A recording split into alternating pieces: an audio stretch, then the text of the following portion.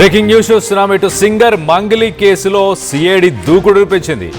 ఆధారాలు దొరికితే ఏ క్షణమైన మంగ్లీని అరెస్ట్ చేసే ఛాన్స్ ఉన్నట్టు తెలుస్తుంది.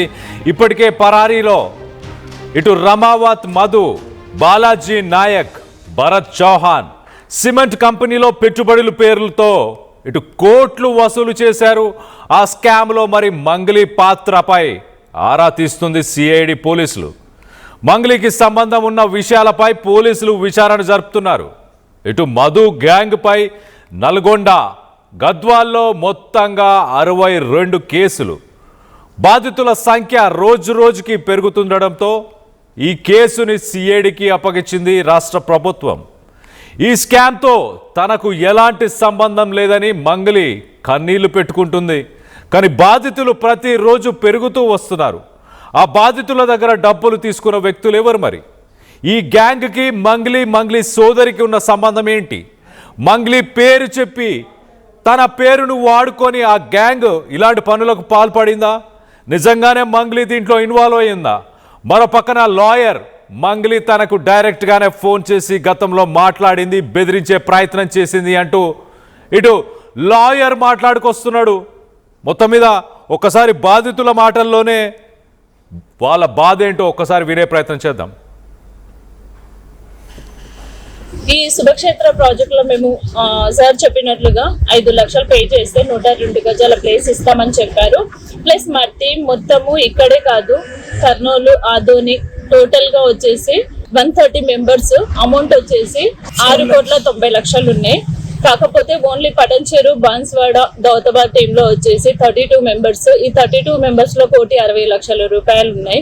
వీళ్ళిద్దరు సార్ బండి శివకుమార్, హేమకాంత్ రెడ్డి, వీళ్ళిద్దరే కంపెనీ స్టార్ట్ చేశారు.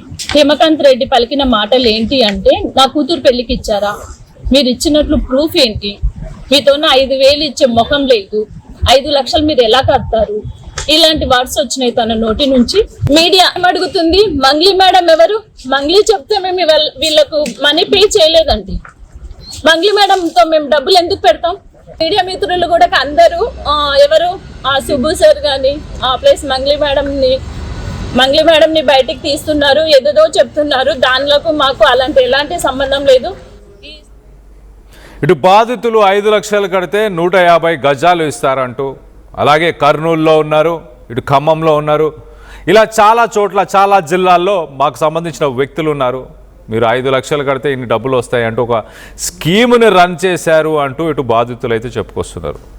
దీనికి సంబంధించి లోతుగా దర్యాప్తు చేయాలని ఇటు రాష్ట్ర ప్రభుత్వం ఒక డెసిషన్ తీసుకుంది.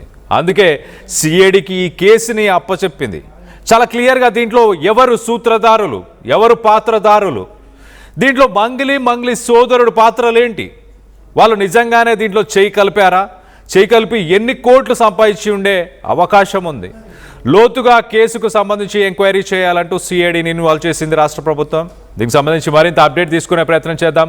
ఇటు మా ప్రతినిధి ఇన్నారెడ్డి అందుబాటులో ఉన్నారు, ఇన్నారెడ్డితో మాట్లాడి తెలుసుకునే ప్రయత్నం చేద్దాం. ఇన్నారెడ్డి చెప్పండి, రాష్ట్ర ప్రభుత్వం ఈ కేసులో ఖచ్చితంగా చాలా డబ్బులు, చాలా వ్యక్తులు ఇన్వాల్వ్ అయి ఉన్నారన్న ఉద్దేశంతోనే, ఒక డీటెయిల్డ్ ఇన్వెస్టిగేషన్ జరగాలన్న ఉద్దేశంతోనే సిఐడికి అప్పగిస్తుందా? కళ్యాణ్, ఇప్పుడు మనం ఏమైతే మన కేసు గురించి చూస్తున్నామో, ఇది 2025 అక్టోబర్ లోనే కేసు నమోదవడం జరిగింది. ఆ సమయంలోనే ఎవరైతే రమావత్ మధు, బాలాజీ నాయక్, తర్వాత భరత్ చౌహాన్ ముగ్గురు మీద కేసు నమోదు చేయడం జరిగింది. రకరకాల పోలీస్ స్టేషన్ లో చాలా మంది కేసులు పెట్టడంతో ఈ కేసులన్నీ కలిపి, అంటే ఇప్పటికిప్పుడు పెట్టిన సిఐడి కేసు కాదు, అప్పట్లోనే సిఐడి కేసు నమోదైంది. మొత్తంగా దీంట్లో 62 కేసులు నమోదైన నేపథ్యంలో అన్నింటినీ కలిపి సిఐడి కూడా ఇవ్వడం జరిగింది. ప్రస్తుతం మాత్రం ఈ మధు అనే వ్యక్తి పరారులో ఉన్నట్టుగా దీని మీద సిఐడి అధికారులు ప్రస్తుతం మాత్రం వాళ్ళ నుంచి వెతుకుతా ఉన్నారు. ఇక్కడ కళ్యాణ్ ఒక చిన్న ట్విస్ట్ చోటు చేసుకుంది.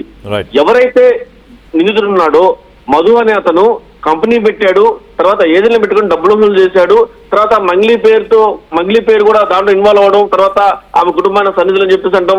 మంగ్లీ తమ్ముడు ఉన్న నేపథ్యంలో పబ్లిక్ చాలా మంది కూడా మంగ్లీ కూడా ఉందని చెప్పేసి అని కూడా చాలా మంది డబ్బులు కట్టామని చెప్పని గతంలో మనకు బాధితులు మనకి చెప్పడం జరుగుతా ఉంది. అయితే నిన్న ఆల్ ఆఫ్ సడన్ ఒక చిన్న ట్విస్ట్ జరిగింది కళ్యాణ్. ఎవరైతే మధు ఉన్నాడో ఆ మధు ఒక వీడియో రిలీజ్ చేశాడు. నేను అప్రూవల్ గా మారుతున్నాను, దీంట్లో నాకు సంబంధం లేదు, దీంట్లో మనం చూసాం ఇంతకుముందు మాకు బయటలో ఒక లేడీ మాట్లాడుతూ కూడా ఒక వ్యక్తి గురించి మాట్లాడుతూ దీంట్లో నాకు సంబంధం, హిమాకాంత్ రెడ్డి అనే వ్యక్తి డబ్బులు తీసుకున్నాడు, అసలు మంగళికి సంబంధం లేదు. ఇప్పుడు దాకా లేని ఈ జనాలు ఎవరైతే ఉన్నారో, షోకాళ్ళు పబ్లిక్ ఎవరైతే ఉన్నారో వాళ్ళు నిన్న మొన్నటి వరకు మాట్లాడలేదు. కానీ ఎప్పుడైతే మధు నేను ఎవరైతే నిందితుడు ఉన్నాడు, తర్వాత పరాలో ఉన్నాడో మధు, నేను అప్రూవల్ గా మాట్లాను, ఆయన మోసం చేసి అప్రూవల్ గా మాటం అనేది ఒక చాలా పెద్ద ట్విస్ట్ గా మారింది. దాని తర్వాత ఇప్పుడు మనం విన్న బయట ఏమైతే ఉందో, పటాన్ చెరువులో ఉన్న కొంతమందిని ఈయన మాట్లాడుకొని మేము డబ్బులు కట్టామని చెప్పని ఇక్కడ ఎవరైతే హిమాకాంత్ రెడ్డిని టార్గెట్ చేస్తూ వాళ్ళు మాట్లాడడం జరిగింది. హిమాకాంత్ రెడ్డి తర్వాత మధు అందరు కలిసి కూడా కంపెనీలో పనిచేశారు. ఈ మధు బాగా డబ్బులు సంపాదించిన తర్వాత హిమాకాంత్ రెడ్డితో పాటు చాలా మందితో డబ్బులు కట్టించాడు. మన ఆర్టీవీ స్టూడియోకి హిమాకాంత్ రెడ్డి వచ్చి చాలా స్పష్టంగా చెప్పడం జరుగుతోంది, ఏ రకంగా మోసపోయారు, ఏ రకంగా మోసం చేశామని చెప్పని. ఇవన్నీ జరుగుతున్న తర్వాత ఈ మంగ్లీ పేరును తీసుకొస్తున్నారు, మంగ్లీ పేరుని హైలైట్ చేస్తున్నారు అని చెప్పేసి అని మంగ్లీ పేరుకి సంబంధం లేదని చెప్పడానికని నిన్న కొంతమంది కలిసి నిజంగా వాళ్ళ బాధితులు అయి ఉండొచ్చు. అది మనకి దాంట్లో మరి హిమాకాంత్ రెడ్డి పేరు తీసుకురావడం కారణాలేంటి కూడా పోలీస్ ఇన్వెస్టిగేషన్ లో తేలుతుంది. అయితే నిజమైన మధునే అప్పులుగా మారతా అంటాం. ఆ తర్వాత నిన్న పటాన్ చెరువులో కొంతమంది బాధితులు హిమాకాంత్ రెడ్డిని టార్గెట్ చేయటం, మొట్టమొదటి నుంచి అంటే పంజాగుట్లో కేసు నమోదైనప్పటి నుంచి కూడా అడ్వకేట్ సుబ్బారావుతో కలిసి హిమాకాంత్ రెడ్డితో పాటు దాదాపుగా 10-15 మంది బాధితులు పోలీస్ కంప్లైంట్ జరిగింది.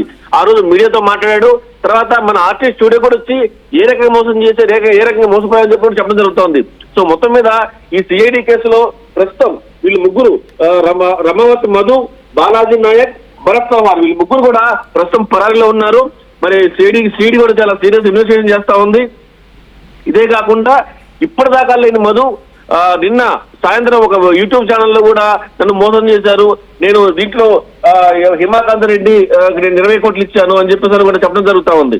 హిమాకాంత్ రెడ్డితో మనం మాట్లాడినప్పుడు నిజంగా కనుక అతను నేను డబ్బులు తీసుకున్నాను ప్రూవ్ చేయగలిగితే రమ్మనండి, మీ ఆర్టీవీ స్టూడియో వేదికగా కూర్చుందాం, అతను ఆరోపిస్తున్నట్టుగా నేను మోసం చేశానని చెప్తే మాత్రం దానికి మాట్లాడదామని చెప్పి కూడా చెప్పడం జరుగుతుంది. సో మొత్తం మీద ఈ మధు అనే అతను మంగ్లీ పేరును హైడ్ చేద్దామని మంగ్లీకి సంబంధించి చెప్పే ప్రయత్నంలో రకరకాల గేమ్స్ ఆడడం తెలుస్తా ఉంది.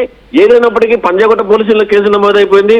అలాగనే మంగ్లీ కూడా నార్సింగ్ పోలీసులు కేసు పెట్టడం జరుగుతా ఉంది. ఓవరాల్ గా గతంలోనే చాలా మంది బాధితులు 62 కేసుల నేపథ్యంలో సిఐడికి ఇచ్చిన తర్వాత సిఐడి కూడా ఇన్వెస్టిగేషన్ చేస్తా ఉంది.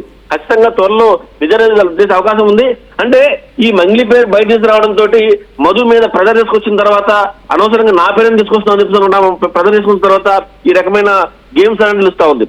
ఇక్కడ మనం ప్రధానంగా ఆలోచించాల్సింది ఒకటే కళ్యాణ్, ఇప్పుడు మధు దీంట్లో మధు చాలా కీలకంగా ఉన్నాడని చెప్పేసి అని, తర్వాత మధు ఫ్రెండ్ ఎవరైతే మంగ్లీ తమ్ముడు ఉన్న నేపథ్యంలో డబ్బులు తీసుకొని చెప్పి బాధితులు చెప్తా ఉన్నారు. అయితే మధు మీద కేసు పెట్టుకుని అంటే తన పేరు బయటికి రావడానికి, తన పేరు బ్లేమ్ అవడానికి మధు కారణమైతే మధు మీద కేసు పెట్టకుండా బాధితుల తరఫున పోరాడుతున్న అడ్వకేట్ మీద ఆరోపణలు చేస్తా ఉంది మంగ్లీ. ఇక్కడే కొంత అనుమానాలు రేకెత్తా ఉన్నాయి.